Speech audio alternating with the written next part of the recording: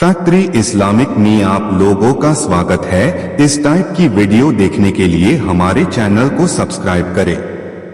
इमाम महदी के 3 बड़े दुश्मन कौन होंगे? इस्लामिक मान्यताओं और हदीसों के अनुसार कयामत से पहले एक महान नेता इमाम महदी प्रकट होंगे जो दुनिया में न्याय स्थापित करेंगे और जुल्म व अन्याय को समाप्त करेंगे। लेकिन उनका यह मार्ग आसान नहीं होगा, क्योंकि उन्हें 3 बड़े दुश्मनों का सामना करना पड़ेगा। विभिन्न इस्लामिक ग्रंथों और विद्वानों की व्याख्या के आधार पर इमाम महदी के 3 प्रमुख दुश्मनों को निम्नलिखित रूप में देखा जा सकता है। 1. दज्जाल एंटीक्राइस्ट।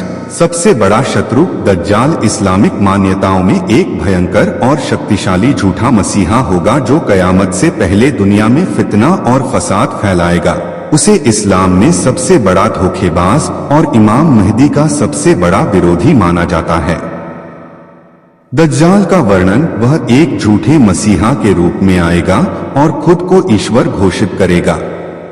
उसके पास अलौकिक शक्तियां होंगी जिससे वह लोगों को धोखा देगा।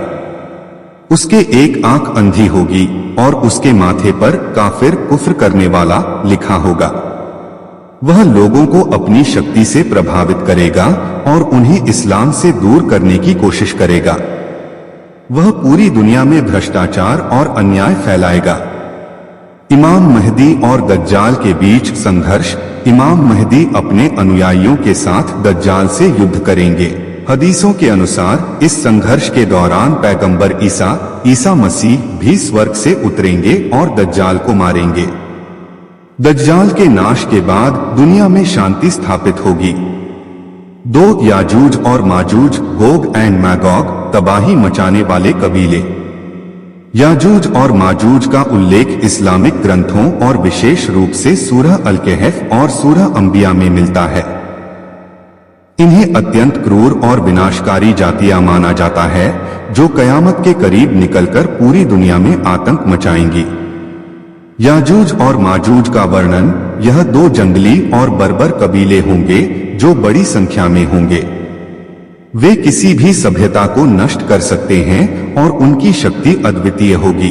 उन्हें जुल्करनैन एक महान राजा ने एक दीवार के पीछे कैद कर दिया था, लेकिन कयामत के निकट वे इस दीवार को तोड़ देंगे।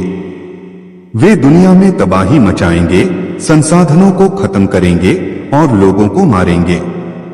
इमाम महदी और याजूज माजूज का संघर्ष। जब इमाम महदी दुनिया में शांति स्थापित कर रहे होंगे तब याजूज और माजूज प्रकट होंगे। वे इतने विशाल संख्या में होंगे कि किसी भी सेना के लिए उन्हें हराना संभव नहीं होगा। इस्लामिक मान्यताओं के अनुसार अल्लाह उन्हें एक विशेष बीमारी संक्रमण के द्वारा नष्ट कर देगा। इसके बाद दुनिया एक बार फिर शांति की ओर बढ़ेगी। इस्लाम विरोधी शक्तियां, काफिर और मुनाफिकों की साजिश।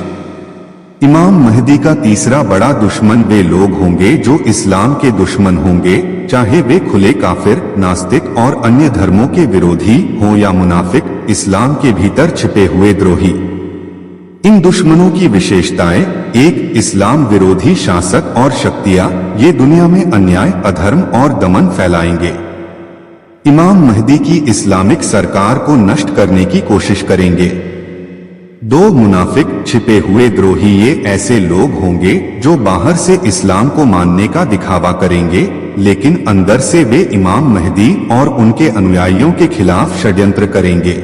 हदीसों में कहा गया है कि अंत समय में कई ऐसे लोग होंगे जो इस्लाम के नाम पर धोखा देंगे। इमाम महदी और इस्लाम विरोधी शक्तियों का संघर्ष। इमाम महदी दुनिया में न्याय और सच्चाई फैलाने की कोशिश करेंगे, लेकिन इस्लाम विरोधी शक्तियां उन्हें रोकने की पूरी कोशिश करेंगी।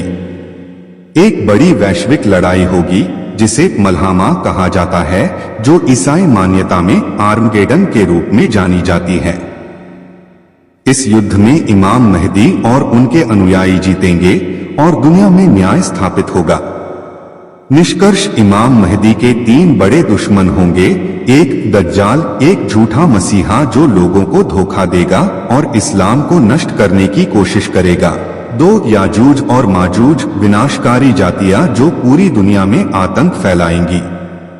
3 इस्लाम विरोधी शक्तियां, बाहरी और आंतरिक दुश्मन जो इमाम महदी के शासन को रोकने की कोशिश करेंगे।